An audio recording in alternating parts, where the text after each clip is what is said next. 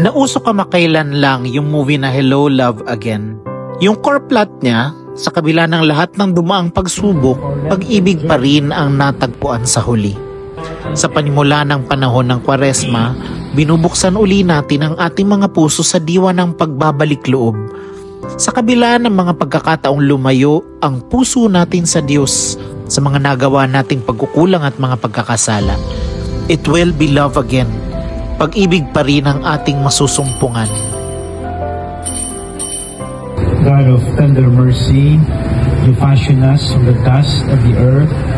Ang abo o ash ay paalala na hangad ng Diyos na matagpuan muli natin ang landas pabalik sa Kanyang puso. Kaya tara, balik loob tayo sa Kanya. Kaya mga kapatid, have a blessed Lenten season.